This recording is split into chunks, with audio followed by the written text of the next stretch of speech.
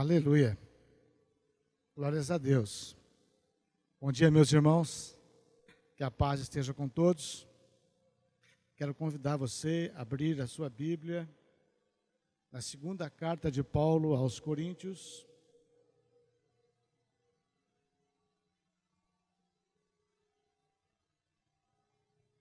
Agradecer a família Noa, também alegria rever vocês, ainda mais aqui, né? No nosso ambiente de comunhão, melhor ainda, na casa do Pai. Louvado seja, são da Igreja da Graça Fellowship, pastores André e Renato, que são amigos meus de muitos anos. Eles dizem que eu fui o professor de noivo deles, do curso de noivo deles. Eu não acredito, né, que seria muito melhor se tivesse sido eu que tivesse ensinado. Essa humildade me incomoda muito. Segunda carta de Paulo aos Coríntios, no capítulo 3, a partir do verso, deixa eu ver aqui, verso 1. Eu sei que não leu a Bíblia, está enferrujado, então a gente vai ler bastante a Bíblia, para você ir cumprindo essa cota, né? Alguns estão deficitários nessa brincadeira, vamos atualizar um pouco aqui. Glória a Deus, aleluia, irmão. Eima. Começamos, a partir do verso 1 do capítulo 3 de 2 Coríntios. Começamos, porventura, outra vez, a recomendar-nos a nós mesmos? Ou temos necessidade, como alguns, de carta de recomendação para vós outro, ou de vós? Vós sois a nossa carta, escrita em nosso coração, conhecida e lida por todos os homens, estando já manifestos como carta de Cristo, produzida pelo nosso ministério, escrita não com tinta, mas pelo Espírito do Deus vivente, não em tábuas de pedra, mas em tábuas de carne, isso é, nos corações. E é por intermédio de Cristo que temos tal confiança em Deus. Não que por nós mesmos sejamos capazes de pensar alguma coisa, como se partisse de nós. Pelo contrário, a nossa suficiência vem de Deus, o qual nos habilitou para sermos ministros de uma nova aliança. Não da letra, mas do Espírito, porque a letra mata, mas o Espírito, ele vivifica. E se o ministério da morte, gravado com letras em pedras, se revestiu de glória, a ponto de os filhos de Israel não poderem fitar a face de Moisés, por causa da glória do seu rosto, ainda que desvanecente, como não será de maior glória o ministério do Espírito?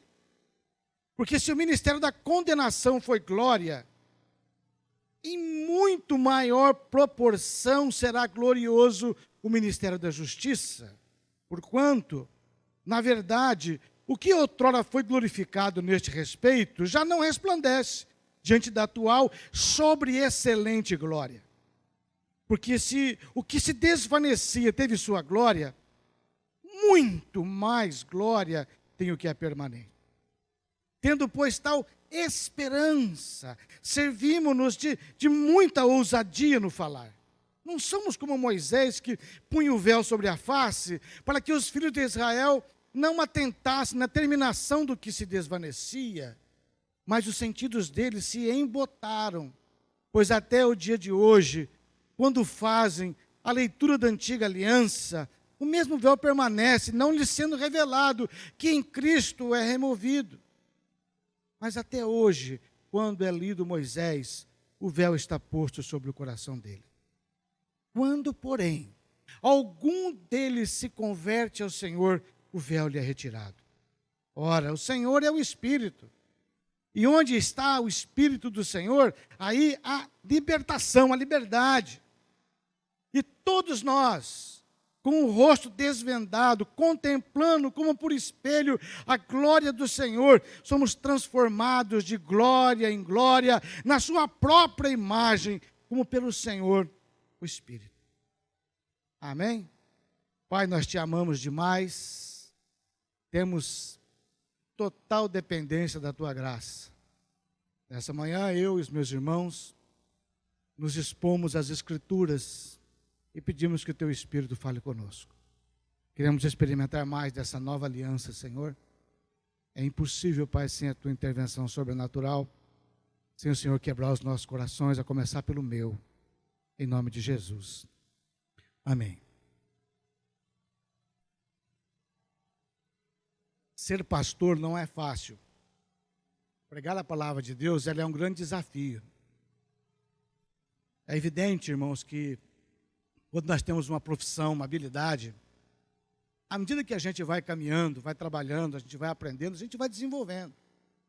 Músico se aprimora, um pedreiro se aprimora, um fotógrafo, né, se aprimora, um produtor. Todos nós, um dentista, todos nós nos aprimoramos à medida que estudamos e vamos atuando. Mas o pastorado é diferente. Outro dia uma pessoa perguntou, por que os pastores sofrem tanto? Os pastores sofrem porque são pessoas, quando você prega o evangelho e você lidera no mundo espiritual, muitas expectativas são lançadas sobre você. As pessoas têm altas expectativas de um líder espiritual, de um pastor, de um ministro, de um presbítero, de um padre, de quem quer que seja, de um guru. Sempre há uma alta expectativa de que essas pessoas são diferentes, são melhores. Alguns irmãos brincam, mas na sua brincadeira está carregada, né? Pastor, ore por mim que o senhor é mais assim com Deus do que eu. Não sei de onde você tirou isso. Mas nós sofremos por quê? Porque as pessoas nos abandonam, deixam a comunidade, param de congregar, não atendem os nossos apelos, não dão importância para a nossa pregação, gostam do nosso ensino, mas não põem em prática, facilmente rompem conosco, saem, e o pastor muitas vezes se sente rejeitado. Ainda mais hoje no mundo da internet, quando nós temos acesso a grandes pregadores, gente que fala muito bem, preparada, treinada em neurolinguística, habilidade por falar, essa teologia maligna, a teologia do coach. Não que os coaches sejam malignos, maligno é a teologia dos coaches. Os coaches são pessoas que nos ajudam a ir de um lugar para outro, são bons, mas quando se aplica essa teologia, ele é maligno. E tem muitos irmãos bebendo desses camaradas na internet, que nunca construíram nada, nunca ganharam uma alma para Jesus, nunca plantaram uma igreja, nunca discipularam ninguém, mas dominam a retórica e criam uma imagem e fazem uma bela produção e se jogam na internet e temos milhões de crentes ignorantes, incautos, meninos seguindo essa turba de aproveitadores, mercadejadores da fé. Ser pastor é difícil, não por causa dessas questões, mas o que mais faz um pastor sofrer, o que mais angustia o coração de um pastor, de fato, é alguém que tem compromisso com Jesus. Não é o que nos fazem, é o que nós fazemos conosco mesmo. Porque o pastor tem consciência de quem ele é, e nós sabemos que não deveríamos ser quem somos. Cada pastor, cada pessoa que ensina, cada obreiro na casa de Deus sabe que você não é tudo aquilo que você deveria ser. Nós mesmos que pregamos, ensinamos aos outros, vemos as nossas falhas. E se você é razoavelmente honesto, a sua consciência dói. Você é razoavelmente honesto, você chora de joelhos na presença de Deus, porque você fala, Senhor, eu não sou o que deveria ser. Eu não consigo ser o que o Senhor gostaria que eu fosse. Por isso Paulo fala, gente, não pense que isso vem de nós. Isso é fruto da graça de Deus. Como disse o pastor Jorge semana passada, não tem a ver comigo, tem a ver com Deus. Amém? Então, por isso é o desafio de um pastor. Nós sofremos, não porque os outros nos fazem, mas porque nós mesmos não somos. Temos a consciência de quem somos. Mas nós louvamos a Deus, porque como ele falou para Paulo, a minha graça te basta. E nessa graça nós procuramos descansar. E é difícil você pregar. Então, você vê minha mão, eu vou estar tremendo. Eu faço isso há mais de 20 anos. Passo para grupos de 10, de 5, de 100, de 1000.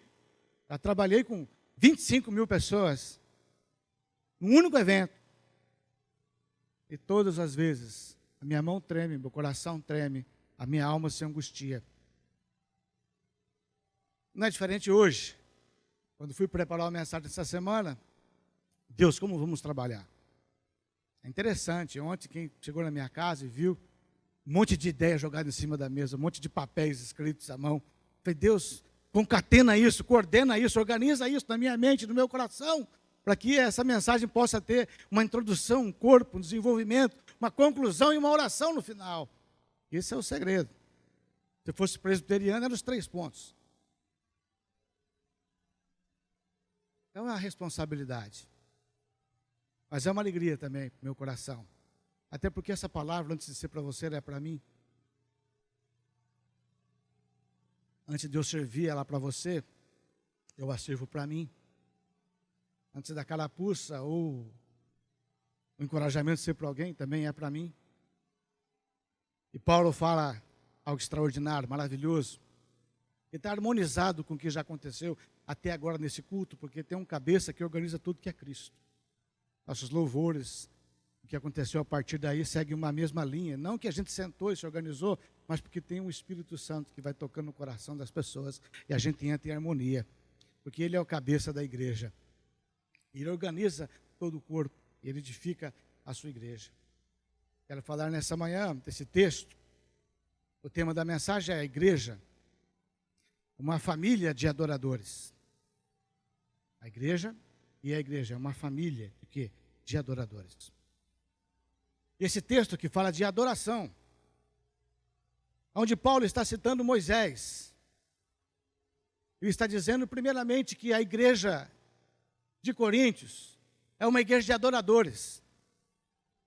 Ele fala, olha, eu não tenho que mostrar minhas credenciais. As pessoas querem que eu mostre as minhas credenciais. Eu vou dizer quais são as minhas credenciais. As minhas credenciais são vocês. Eu não preciso de cartas escritas por homens. Vocês são as minhas cartas. Vocês autenticam o meu ministério. Eu estive com vocês, preguei, ensinei, orientei, pastoreei, apostolei vocês. E o Espírito Santo produziu vida em vocês. E o meu ministério é credenciado pelas suas vidas. Vocês são minhas cartas, não escritas em pedras, ou em papel, ou em papiro, ou em couro, o que quer que seja. Vocês são cartas vivas, escritas em tábuas de carne, escritas com o sangue de Jesus. Vocês são as minhas cartas. Ele diz antes, vocês exalam o bom perfume de Cristo, vocês são cartas vivas. E isso é produzido pelo Espírito Santo. Ele está dizendo que a igreja tem que ser uma carta viva. Se não houvesse Bíblia, as pessoas teriam que se converter lendo a nós. Se não houvesse a palavra de Deus escrita, as pessoas teriam que conviver comigo, e em convivendo comigo, elas conheceriam a Deus, porque nós teremos que ser cartas vivas, e exalar o bom perfume de Cristo. Quem nos conhecer e conviver conosco, de manhã até de noite, vai falar, uau! Ele é uma pregação viva. É isso que Paulo está falando da igreja. Vocês são minhas cartas vivas. Quem caminha com vocês, quem pega carona com vocês, quem almoça com vocês, quem toma lanche com vocês, quem joga futebol com vocês, quem vai no cinema com vocês, quem faz negócio com vocês, iriam conhecer Deus através de vocês, porque vocês são cartas vivas. Deus escreveu no coração, transformou o caráter, a alma, os sentimentos de vocês. Pode dizer um amém? Isso aí. E ele faz uma comparação interessante, que ele fala, Moisés, por exemplo. Ele fala da antiga aliança, ele diz que a antiga aliança é uma aliança de morte, porque ele está falando da lei. A lei não salva. Paulo explica que a lei de Deus, dada no Antigo Testamento, não tem o propósito de salvação. A lei só tinha um propósito. O propósito da lei era mostrar o quanto eu e você somos incapazes de fazer a vontade de Deus. A lei nunca foi colocada para salvar ninguém. Paulo fala, a lei veio para expor o pecado de vocês.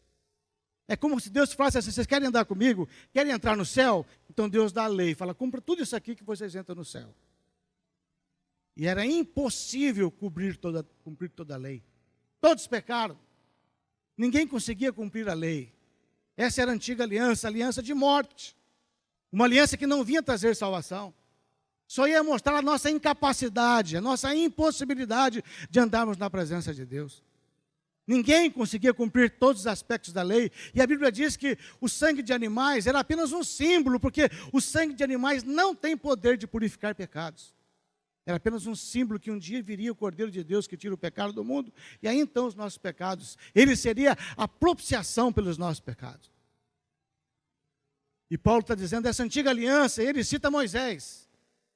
Na antiga aliança, Moisés subiu no monte para falar com Deus. Como disse o Edu, num dos cânticos hoje, a terceirização da fé, o povo falou, vai Moisés, nós não queremos, vai você. Moisés sobe no monte, e ele passa um tempo na presença de Deus. Deus dá para ele as segundas tábuas, ele escreve. E quando ele desce do monte, vem para o acampamento de Israel, e está todo mundo esperando Moisés.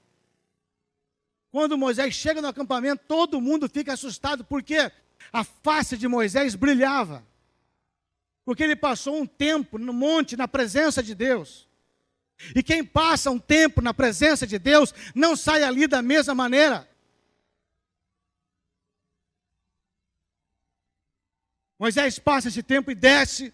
Quando ele desce, ele não percebe que ele está brilhando. Ele não percebe que algo está... Ele não sabe. São as pessoas que olham e percebem que algo aconteceu na vida de Moisés. E Paulo diz que essa é a antiga aliança. E Moisés chega para Deus e fala, Senhor, eu quero ver a tua face. Deus fala, ninguém pode ver a minha face e viver. Mas Moisés é o tipo de gente que não se acomoda. Mas eu quero ver, eu quero mais. Deus fala, ok, eu vou te mostrar um pedaço da minha glória, Moisés. Está só Deus e Moisés. Deus pega Moisés, vai numa montanha onde tem um buraquinho na montanha. Deus coloca o Moisés ali, e Deus coloca a mão dele em cima de Moisés e fala, toda a minha bondade passará diante de você. Mas você não vai ver a minha face. Você vai ver a minha bondade. Deus passa, quando Deus passa, depois de passar, Deus tira a mão. E Moisés vê a glória do Senhor por trás. E isso foi suficiente para estar o rosto dele brilhando. Amém? Só que Paulo fala o seguinte, gente, essa aí, isso é uma glória, mas é uma glória que desvanece. Essa é a antiga aliança. E Moisés, sendo exposto, brilhou essa aliança. Moisés foi alguém extraordinário. Mas agora ele fala, foi nos dado uma nova aliança. Deus não está mais no monte, Deus desceu do monte. Não se vai mais no monte para ver a Deus. Deus desceu do monte para encontrar com o seu povo. E ele fala, gente, nós temos, se a antiga aliança já fez tudo isso, quando apenas um homem podia subir no monte, e com muita dificuldade, às vezes, no santíssimo lugar, Deus manifestaria a sua glória. Isso já geraria algo extraordinário. A nova aliança é muito superior à antiga aliança. E aí ele fala, a lei mata. Tem gente que usa esse versículo erradamente, fala, a letra mata, mas o Espírito vivifica. Então você não pode estudar a Bíblia. Não pode ler. Quanto mais você lê, a letra mata. O que vivifica é o Espírito. Não é isso. Ele está falando da lei. A lei não salva. O que salva é a nova aliança no Espírito. Nós temos é que conhecer e prosseguir em conhecer, crescer e prosseguir em crescer, na graça e no conhecimento de Deus. Porque a fé vem pelo ouvir e ouvir pela palavra de Deus. Ele fala, gente, se a antiga aliança fez isso, a nova aliança, que é muito superior, tem que produzir muito mais coisa na vida de vocês. Amém? Sabe, e ele fala o seguinte, que à medida que nós contemplamos, à medida que nós adoramos,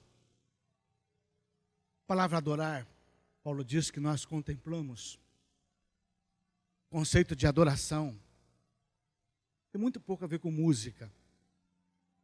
Nós conseguimos transformar a adoração em música. David Keelan fez uma música, né, que fala assim, da adoração, quem lembra? Não. Estou voltando. É essa? Como é que é? Essência. Ó essência de adoração. Ó, me perdoe pelo que eu fiz dela. Porque a adoração não tem a ver com cantar. A música pode ser uma expressão do adorador num dado momento. Se você transformar adoração em canção, você resume a adoração a Deus ao nosso culto. E o nosso culto é apenas um momento. É a nossa reunião cultica, a reunião corporativa. Onde adoramos a Deus é muito além do culto. Jesus andava pela Galileia e os discípulos tinham ele como Deus. Ninguém ficava atrás dele cantando com violão. Maravilhoso Jesus, teu nome é maravilhoso, Cordeiro. Acho que era assim, 24 horas, Jesus. Eles adoravam Jesus o tempo todo e não havia espaço para música. Mas nós conseguimos transformar adoração em música. Nós não, o diabo. Adoração transcende a música, não tem nem comparação. É isso que Paulo está falando, gente, nós contemplamos. Moisés contemplou a Deus e ele contemplar a Deus gerou nele algo extraordinário. A sua face brilhava. A glória de Deus encheu ele. E quando Moisés volta para o acampamento, ele não é mais o mesmo. Alguma coisa aconteceu, porque o verdadeiro adorador, quando adora a Deus, alguma coisa acontece. É por isso que a Bíblia diz que Deus procura os verdadeiros adoradores. Por quê? Porque há falsificação. E só se falsifica aquilo que tem valor. Procura os verdadeiros adoradores. Por quê? Porque há falsos. Há falsas noções de adoração. Há falsas percepções de adoração. E há falsas práticas de adoração. Estão comigo? Porque a adoração verdadeira produz. Ele fala, Moisés andou com Deus e quando ele sai da presença de Deus, ele brilhava. Agora fala, gente, isso foi muito legal, foi incrível, foi fantástico. Só que agora essa aliança passou e Deus fez uma nova aliança infinitamente superior àquela aliança. E se Moisés adorava a Deus na antiga aliança, isso já era glória. Você imagine agora na nova aliança. Você imagine agora o que pode acontecer. Se na antiga aliança já aconteceu algo extraordinário, você imagina agora na nova aliança. Porque adoração, irmãos, é contemplação, é admiração. Adoração é você desejar o objeto da sua adoração. É você amar aquilo. É você honrar aquilo, respeitar aquilo, desejar apaixonadamente aquilo.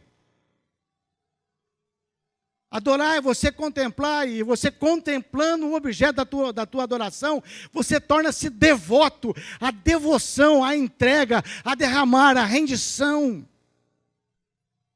A ideia de adoração é você se prostrar, se render, é você ficar impactado, embevecido, é você ficar como os anjos que ficam na presença de Deus e não tem outra palavra a falar a não ser santo, santo, santo é o Senhor dos exércitos e a terra está cheia da sua glória.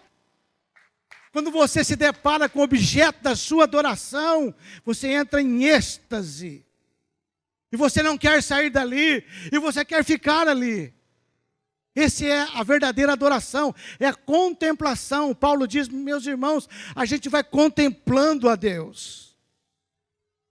E à medida que nós contemplamos a Deus, como um espelho, ele fala, nós refletimos. Você contempla, e adoração é você refletir aquilo que você contemplou.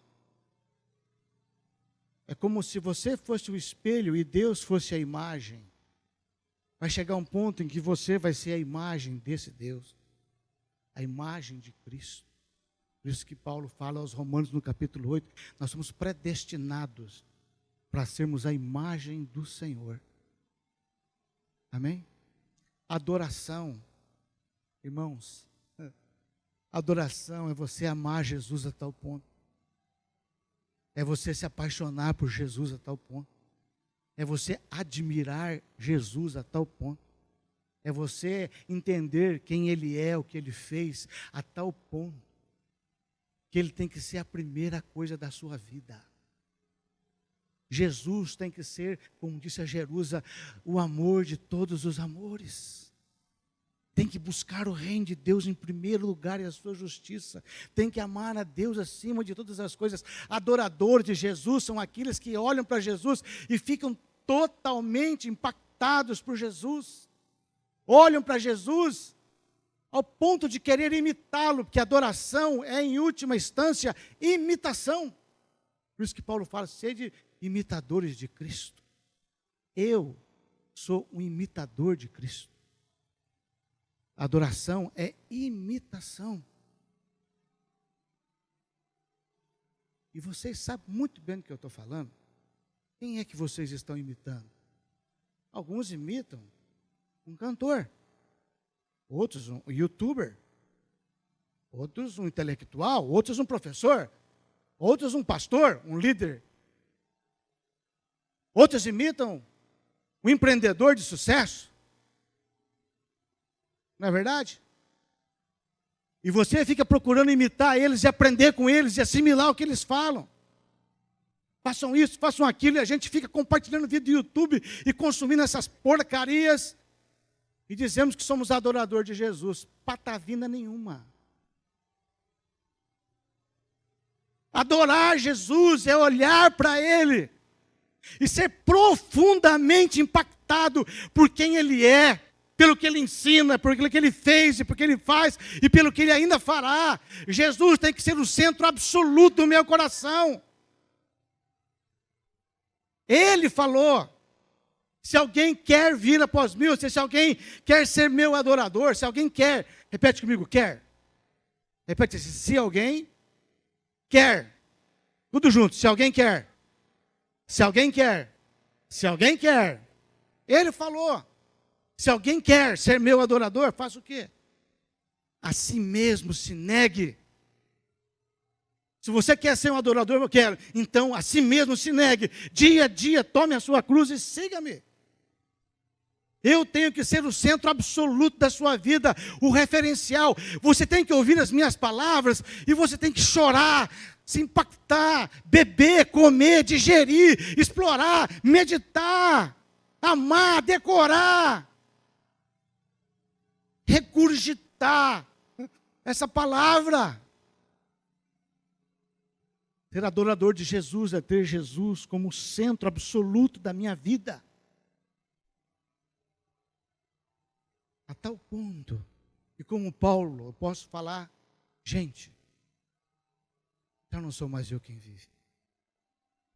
E antes ele fala assim, eu já estou crucificado com Cristo.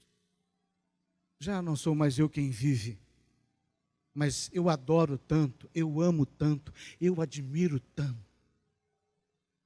que já não sou mais eu quem vive, mas Cristo vive em mim. E este viver que eu vivo no meu projeto humano, que eu vivo na carne, eu vivo no desempenho da minha fé, no Filho de Deus que me amou e se entregou por mim. Gálatas no capítulo 2.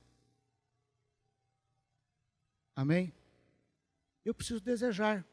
Jesus tem que ser o primeiro desejo do meu coração. E nós temos uma igreja que não adora Jesus. Nós temos uma igreja que não adora Jesus. Por consequência, não reflete a Jesus. Porque só reflete Jesus quem adora Jesus. Só reflete Jesus quem adora Jesus. Repete comigo. Só reflete a Jesus quem adora Jesus. Nós temos um bando de gente religiosa. A igreja cresce, cresce, cresce, cresce e não muda absolutamente nada. Irmãos, eu quero chamar a sua atenção agora. Está comigo ainda ou não? Já dormiu? Que ano nós estamos? Depois de quem? Anno Domini. Por quê? Porque Jesus é Deus, Ele é quem Ele diz que é, Ele mudou a história, Ele parou o tempo, Ele influenciou tudo. Ele é alguém poderoso demais. Até os países não cristãos estão em 2020 depois de Cristo, porque Ele é alguém que parou a história. Quem acha que Ele é digno de admiração? Não foi rico, não fez uma faculdade, não tinha um exército, nunca pegou numa arma, nunca se impôs. Mas a qualidade de vida de Jesus, a qualidade da sua sabedoria, o Espírito que havia em Cristo, revolucionou tudo.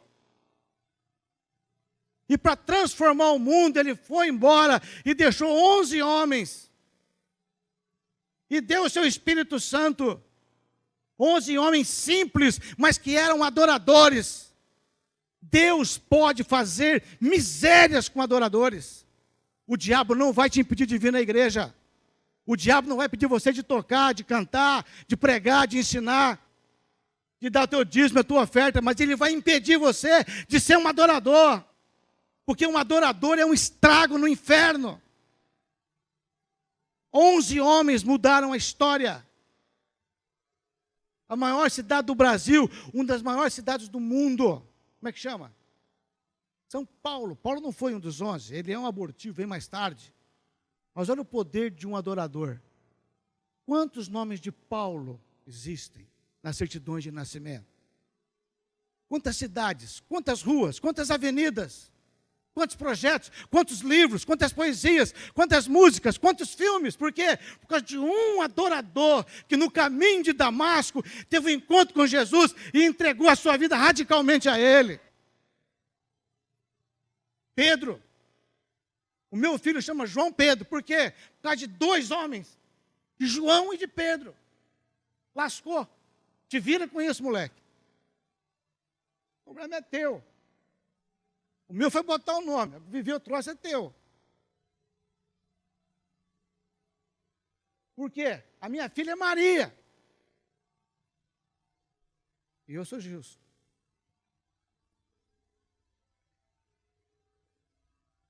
Quantos nomes Pedros? Quantos hospitais? Quantos orfanatos? Quantos leprosários? Pedro. Lucas. Quantas escolas? Quantas clínicas? Quantas ruas? Quantos nomes pessoais? Marcos. Glória a Deus, irmão.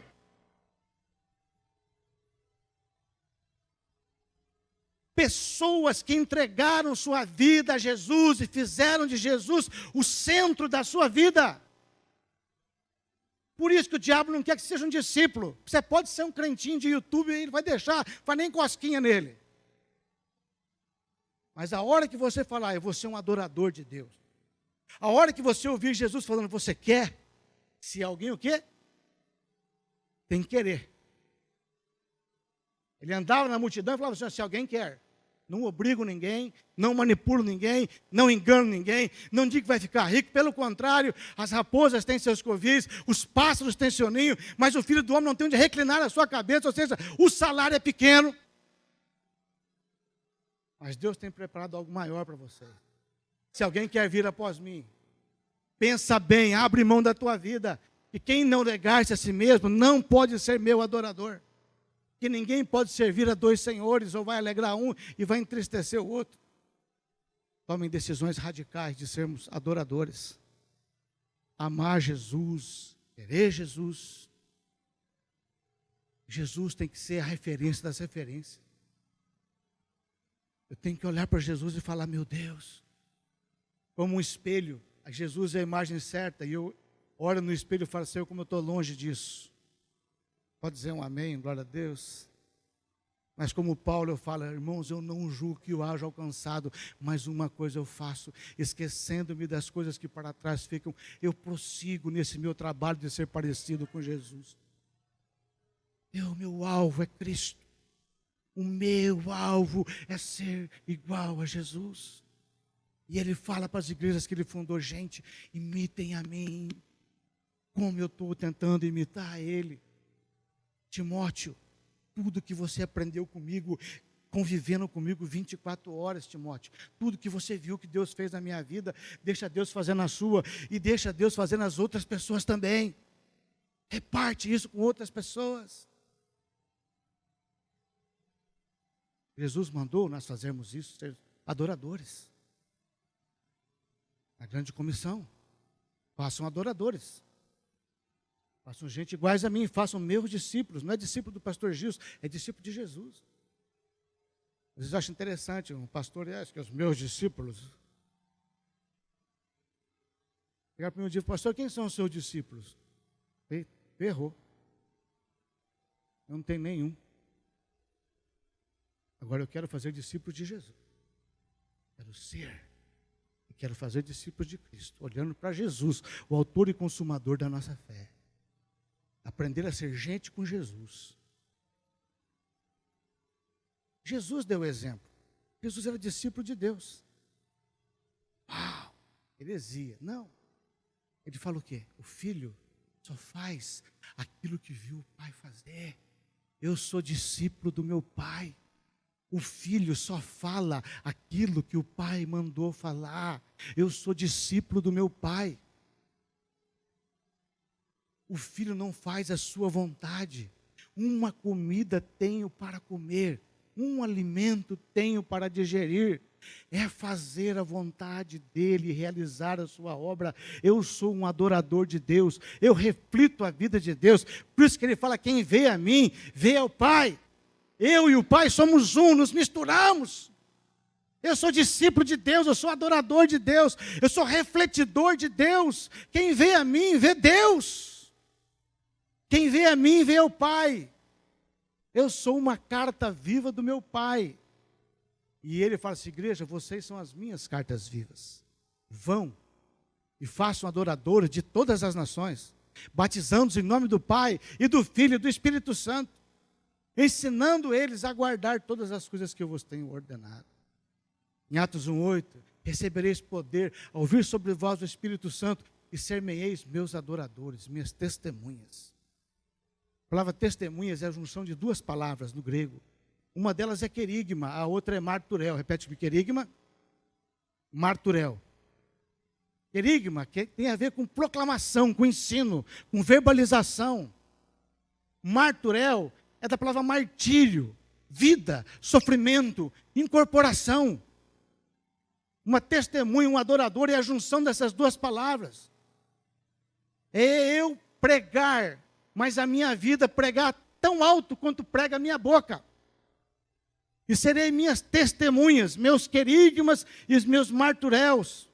As pessoas vão olhar para vocês e vão saber que existe Deus. E vão querer Deus para as suas vidas. Os discípulos transformam a história, porque nós somos adoradores. Amém, amados? Interessante, no livro de Atos, no capítulo 4, tem um homem que eu amo de paixão. Tem um homem chamado Barnabé, não precisa abrir sua Bíblia. Um homem que eu amo, eu amo, eu amo. Eu choro quando eu penso nesse homem. Na minha concepção, o maior nome do Novo Testamento, tirando Cristo, um homem chamado Barnabé. Historiadores dizem que é um dos 70 que andava com Jesus. Nunca chegou no grupo dos 12. Era um dos 70. E conviveu com Jesus, o mestre peripatético, ou seja, o mestre que ensinava contando histórias no dia a dia. Comendo, pescando, indo para a montanha, orando, indo para a sinagoga, indo para a praça, curando. Jesus ia ensinando com as suas parábolas, com seus ensinos. Mestre peripatético. Nós deveríamos ser também. Que ocupa a nossa fala deve ser as coisas de Deus. Barnabé andou com Jesus, ficou com Jesus uns 3 anos. Agora Jesus foi, o Espírito Santo veio, a igreja aconteceu. E um dos personagens dessa igreja era um homem chamado Barnabé, que em Atos no capítulo 4, em função da necessidade, a Bíblia diz que tendo Barnabé um campo, ele vendeu esse campo e depositou nos pés dos apóstolos. Para que houvesse as necessidades fossem supridas. O homem que vendeu o seu terreno. Olha o coração do homem que andou com Jesus. Pegou o que tinha, vendeu e repartiu. Interessante que a perseguição vem, os cristãos saem de Jerusalém e chegam até a região de Antioquia. E em Antioquia eles começam a pregar para os gregos. E pregando para os gregos aconteceu algo extraordinário. Porque até então o evangelho era pregado apenas para os judeus. Mas quando chega em Antioquia eles pregam para os não-judeus.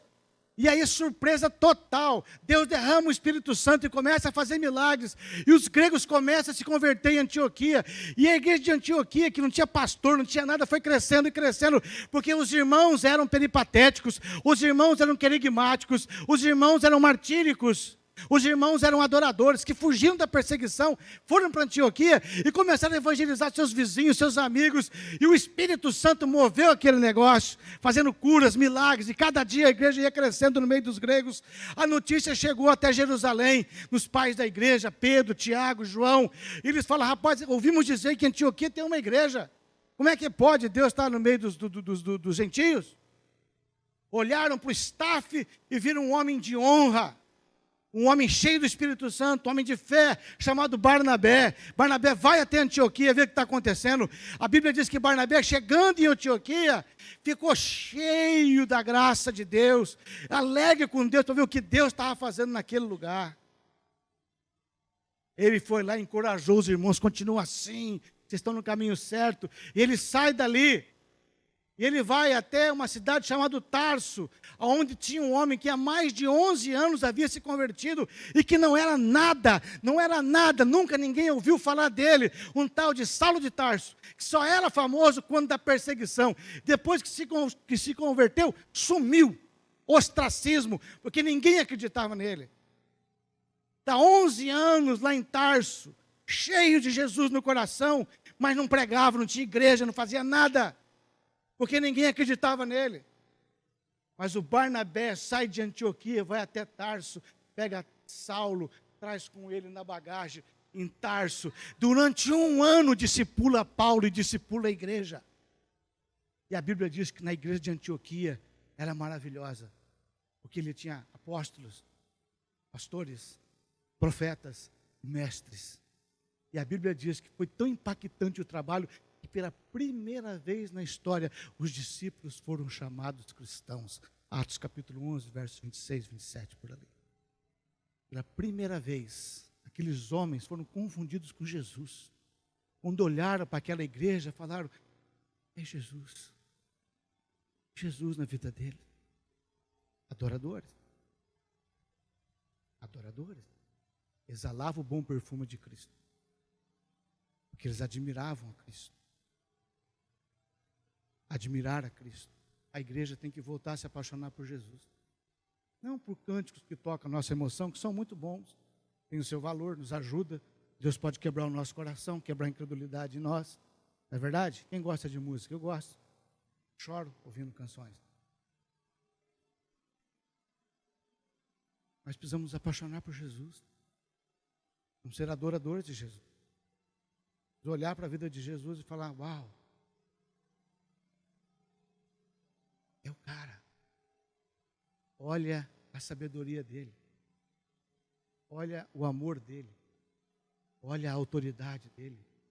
Olha a espiritualidade dele. Olha um homem de foco, de visão, de determinação. Olha a misericórdia dele. Olha o amor dele. Olha o carinho dele. Olha a perseverança dele. Olha a habilidade relacional dele. Olha a autoridade que ele tem. Olha a comunhão com Deus que ele tem. Jesus, antes de todo mundo acordar, ele acordava sozinho, ia para o lugar à parte para orar, para estar com Deus. Todo mundo ia dormir à noite, ele não ia dormir não, porque falou: preciso de Deus. Ele ia para o monte orar a Deus sozinho. Quando voltava do monte, irmãos, era só gente sendo curada, demônios sendo expulsos, pessoas se convertendo, palavras de Deus sendo liberadas. E ele falou: gente, é isso que eu espero de vocês. Mas para isso vocês têm que contemplar a Jesus, em primeiro lugar nas suas vidas. Amar a Deus acima de todas as coisas. Ele falou: gente, se alguém amar filho, pai, mãe, nora, genro, mais do que a mim, não é digno de mim. Se você ama o seu marido, o seu filho, mais do que você me ama, você não serve para mim. Uau! Você ama a tua mulher mais do que a mim, você não serve para mim. Você ama o seu namorado, a sua namorada mais do que você me ama, você não pode andar comigo. Se você ama a sua profissão mais do que você me ama, não serve. Eu tenho que ser o centro absoluto da sua vida. Você tem que amar a Deus de todo o teu entendimento, de todo o teu coração, de todas as tuas forças. Deus tem que ser o primeiro lugar na nossa vida. Eu preciso olhar e admirar Ele. Eu preciso olhar na Bíblia, escarafunchar a vida de Jesus, falar: o que eu posso aprender com esse cara? Eu posso aprender a amar a Deus com Ele, a tal ponto que Ele fala: Pai, seja feita a tua vontade, eu confio plenamente em Ti. Mas Jesus fugiu das nossas pregações. Jesus fugiu das nossas meditações. Nós somos adoradores não sei do quê. E nós refletimos o quê? As pessoas que chegam conosco leem o que na nossa vida? Que perfume estão sentindo quando chega perto de nós?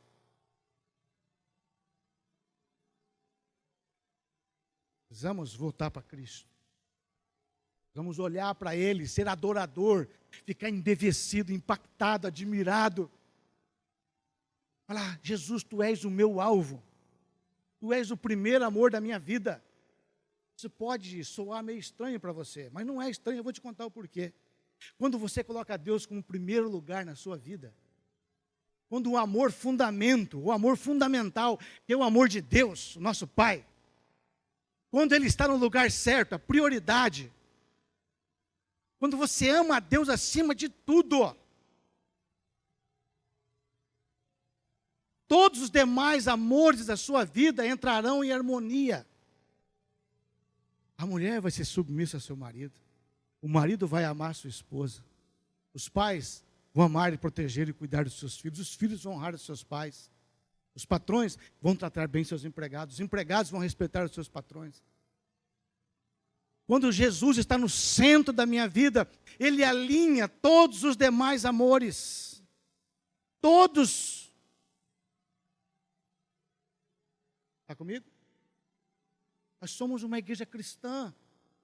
Nós somos seguidores de Jesus. Nós não temos uma religião evangélica. Dizer, isso é evangélico. Que o diabo é? A Bíblia diz que ele crê e treme. E a gente crê e nem treme. Não é verdade? A Bíblia diz que o diabo crê e o quê?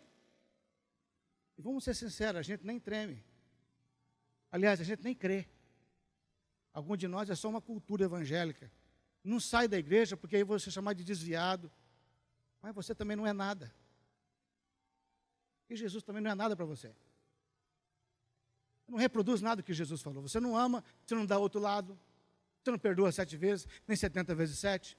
Você não ora, você não conhece a Escritura. Você não tem paixão pelas Escrituras. Você não tem paixão pela presença de Deus. Eu tenho uma carteirinha de uma igreja. Eu não sei para que você serviu, eu espero que sirva naquele dia. Arrebatamento, você não foi, você levanta a carteirinha de membro. Ô Espírito Santo está aqui, ó, sou diácono! Tomara que você não escute assim: apartai-vos de mim, porque eu nunca vos conheci. Você nunca foi um adorador meu. Jesus falou ali em Mateus capítulo 15, citando Isaías 29, Deus falando assim: esse povo me adora com os seus lábios, mas o coração está longe de mim. Esse povo me adora com os seus lábios, mas o coração. Por isso que Pedro vem e fala: gente, antes santificai a Cristo como Senhor nos vossos corações. Antes santificai a Cristo como Senhor aonde? Coração de vocês. Jesus tem que ser o Senhor. E esse Senhor aqui, irmãos, é dono, é proprietário, como o Senhor de escravos. Precisamos ser adoradores de Jesus. Aí, irmãos, um cântico vai ter um impacto 100 vezes maior na nossa vida. Porque Jesus vai estar lá. Quando você vai cantar, Ele é o teu Senhor. E Ele espera de nós. Jesus tem expectativas conosco. Amém? Amém ou não amém? A irmã Jerusa falou o quê? Amém. Jesus estava o quê? Observando. Quem acha que Jesus está observando? Está observando. Ele falou: gente, todo mundo aqui deu o que sobrava. Mas essa mulher deu tudo o que tinha. Essa me alegrou. Eu e ela estamos no mesmo espírito. Porque eu estou dando tudo que eu tenho naquela cruz. E essa mulher está dando tudo que tem para mim. Eu e ela estamos totalmente sintonizados. Eu vou dar tudo. Tudo que eu tenho. Sabe, um texto na Bíblia, uma passagem para a gente concluir. Eu amo, eu queria deixar com você. Jesus foi convidado para jantar na casa de um homem chamado Simão. Porque convidar Jesus era status. Eu estava no Instagram, no Facebook. Jesus está na minha casa. Uma tripa de comentários embaixo. Né? Seguidores do Instagram explodiam. No YouTube, o canal dele, ele com Jesus lá. E o Simão falou, Jesus está na cidade, eu vou convidar ele para vir na minha casa. Convidou. Chegou, Jesus está lá, tomou lugar na mesa, a mesa deles como é que era? Era um U no chão, baixinho ali, 20, 30 centímetros, o cara deitava com o pé para o lado de fora. Em cima assim do cotovelo, do ombro, comia, mas o pé ficava para o lado de fora. E naquele tempo, as pessoas podiam ir assistir a refeição. Só comiam os convidados. Mas tinha ali uma turma da revista Caras, nem sei se existe ainda isso, mas estava lá. Vendo a cena, uma mulher pecadora, quando a Bíblia fala de pecadora, está falando de prostituta. Mulher que vendia o seu corpo por dinheiro. Ficou sabendo que Jesus estava na casa de Simão. Foi, entrou e viu Jesus deitado com o pé de fora. Essa mulher foi. Se deitou nos pés de Cristo. Começou a chorar. Até o ponto que as lágrimas dela foram caindo no pé de Jesus. E ela ia enxugando com os cabelos dela os pés de Cristo. Você imaginou a cena? Uma prostituta conhecida de todo mundo. Uma mulher considerada de vagabunda. Todo mundo olhando. E ela ali chorando e as lágrimas dela caindo no pé de Jesus, enxugando com os cabelos e beijando os pés de Jesus. E o dono da casa, o Simão, olhou aquela cena e pensou, não falou nada. Porque Jesus não precisa falar, ele conhece o que você pensa.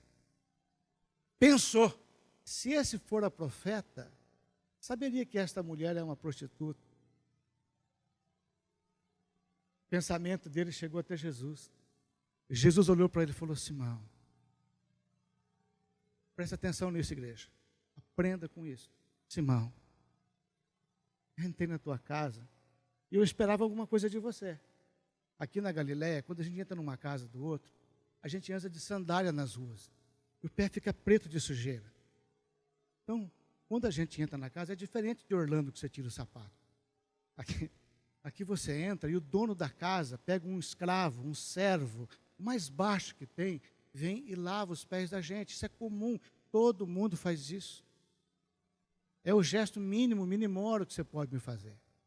Mas você não fez. Mas essa, lava os meus pés com as suas lágrimas. Enxuga os cabelos. Simão, eu entrei na tua casa e você não ungiu a minha cabeça, que era uma prática comum quando você convidava alguém para a sua casa. Você não me deu. No entanto, essa está ungindo os meus pés. Simão, eu entrei na sua casa e nós, judeus, saudamos os outros com um beijo. Oi, um beijo. Sabe o que você fez? Você não me beijou. Mas, no entanto, essa não cessa de me beijar os pés. Irmãos, Jesus tem expectativas. Quando ele entrou na casa de Simão, o que ele esperava? Água. Unção. Beijo. Sabe, às vezes nós aproximamos de Jesus e não honramos. Não há temor em nosso coração. Ele está esperando. Ele abençoou aquela mulher. Falou, filha, está perdoado os teus pecados.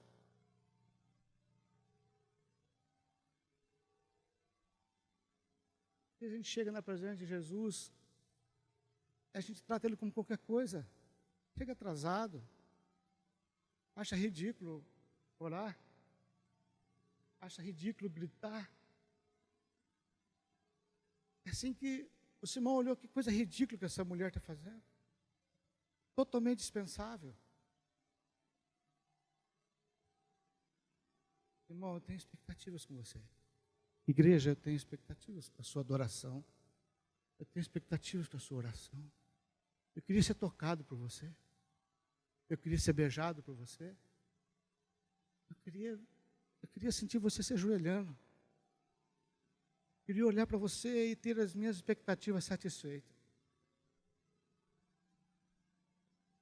Adoradores é o nosso chamado, irmão.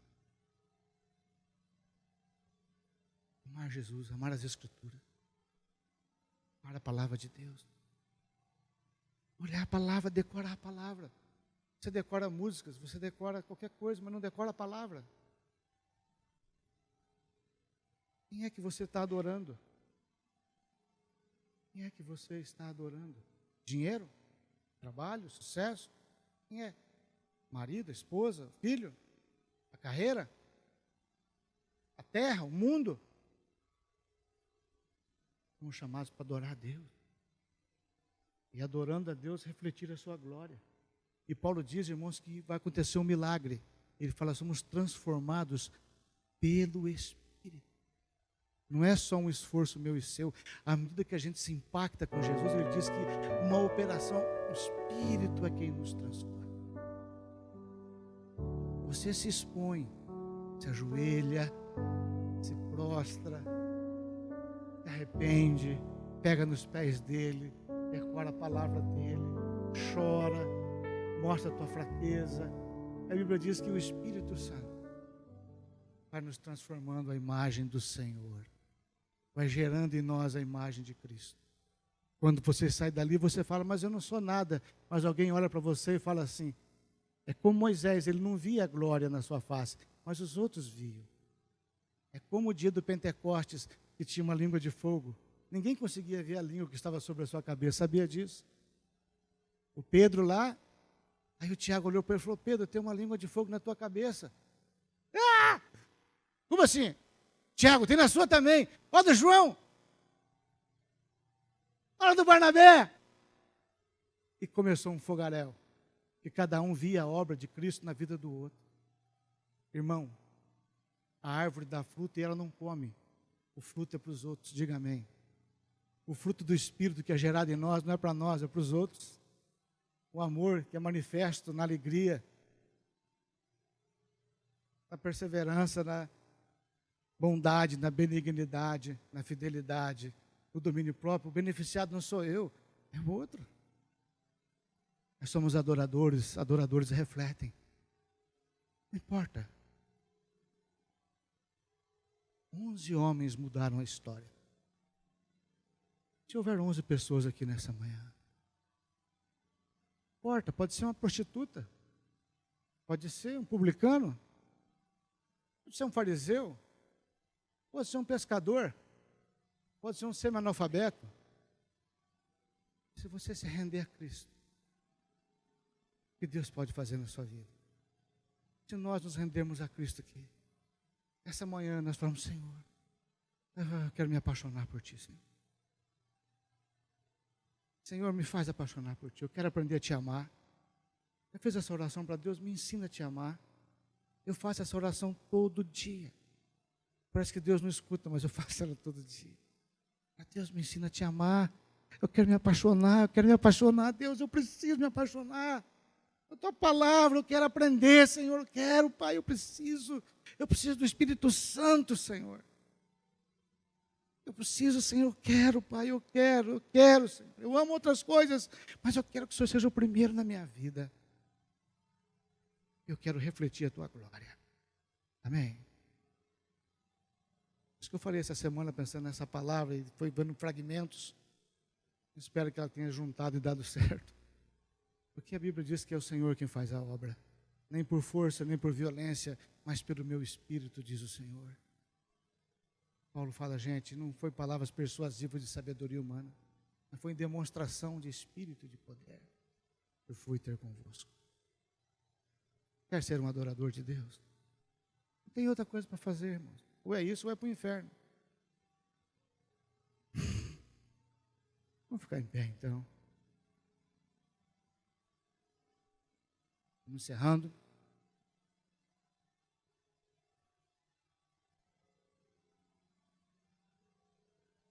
Abre o teu coração e fecha os teus olhos. Jesus está aqui nessa manhã, como Ele estava na casa de Simão. Ele está aqui nessa manhã, como Ele estava ali, na beira do mar da Galileia. Urialabashai. Ele está aqui nessa manhã como ele estava no caminho de Damasco. Ele está aqui nessa manhã da mesma forma que ele estava na casa de Cornélio. Ele está aqui nessa manhã como ele estava ali em Jerusalém. Ele está aqui nessa manhã.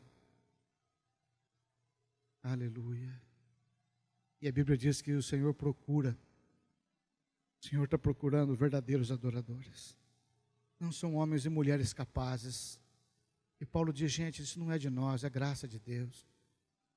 Não trata de quem eu sou, mas de quem Deus é. E ninguém adora a Deus por si mesmo, irmão. Se você sente o desejo de adorar a Deus, saiba que foi Deus quem te amou primeiro. Não é você que está tendo desejo, é o Espírito Santo que está queimando o seu coração. É Deus quem chama a adoração. Essa manhã, quem sabe, você pode tomar uma decisão na sua vida.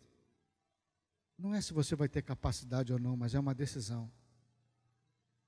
Senhor, eu preciso me apaixonar por Ti, Jesus. Senhor, eu quero ser como aquela mulher pecadora que ungiu os Teus pés. Eu preciso me entregar. Eu preciso me entregar mais. Eu sinto que eu tenho mais para mim, Senhor. Eu estou tão raso a minha fé. A minha comunhão contigo, Pai, está tão esquálida, tão, meu Deus, tão anêmica. Eu quero a qualidade de vida de Jesus na minha vida. Eu quero a qualidade que o Senhor prometeu. Vida e vida em abundância. Eu não tenho experimentado isso não, Senhor. Minha vida tem sido a conta-gotas, Pai, mas a promessa em abundância. Aquele que crer em mim, conforme diz as Escrituras, do seu interior fluirão rios de água viva. Nessa manhã tem alguém aqui que quer ser um adorador de Jesus. Levanta a tua mão para o céu, deixa Jesus ver. Eu estou de olhos fechados, Jesus está de olhos abertos. Se alguém quer vir após mim, a si mesmo se negue, dia a dia tome a sua cruz. Você precisa colocar no seu coração hoje que você precisa de Jesus. Você foi chamado para ser um adorador de Cristo. Enquanto você estiver adorando outras coisas, você vai ser infeliz. Enquanto você estiver adorando outras coisas, vai acontecer com você o que aconteceu no Salmo 115. O Senhor falou, torne-se semelhante aos ídolos aqueles que o adorem. Ele falou no Salmo, quem adora ídolos, ele falou, torne-se semelhante a eles. Mas quem adora a Cristo vai ser semelhante a Cristo. Esse é o alvo, Jesus é o alvo. Nós somos predestinados. Moisés viu uma glória que sumia, mas o livro de Hebreus diz o seguinte, irmãos, que Jesus, Ele é o resplendor da glória de Deus, a expressão exata do seu ser. Quem ama a Deus, ame Jesus, ame a palavra dEle, ame os evangelhos, ame a comunhão dos irmãos, ame a igreja, ame o ministério, em nome de Jesus. Pai de amor, eu quero nessa manhã, junto com os meus irmãos, levantar as minhas mãos nesse lugar. Jesus, o Senhor conhece o nosso coração. O Senhor pode operar em nós, tanto querer quanto efetuar, e é isso que eu peço nessa manhã. Paulo falou, por esta causa eu me ponho de joelhos, e Cristo seja fortalecido no homem interior de vocês. Por esta causa, hoje, Pai, me ponho de joelhos, Senhor, para que Cristo seja fortalecido em nosso homem interior. E sejamos adoradores, que a gente ame a Cristo, ame a sua palavra, que a gente queira conhecer mais Jesus, para que o Espírito possa produzir a qualidade da vida dele na nossa vida.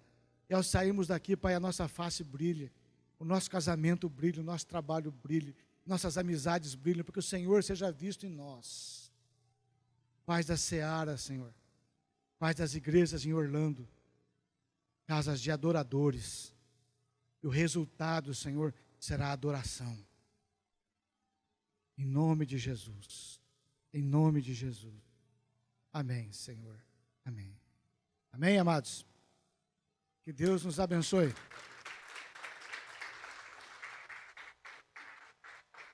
Que Deus nos abençoe. Pai, nós te agradecemos por essa manhã. Pedimos ao Pai que o Senhor nos leve para nossas casas. A gente sai do culto, mas o culto não sai de nós. Que aonde eu for essa semana, onde a tua igreja for, Senhor, trabalhando, vendendo, comprando, servindo, seja um culto ao Senhor, ó Pai. Onde um prego for pregado, Senhor. Pai, em nome de Jesus, vai com a tua igreja. O Senhor desceu do monte e nos enviou para ir, que possamos ir debaixo da tua bênção. Cuida da tua igreja e livra do mal, Senhor, em nome de Jesus. O grande amor de Deus, a graça do Cristo e o consolo do Espírito Santo esteja conosco hoje e sempre. Amém.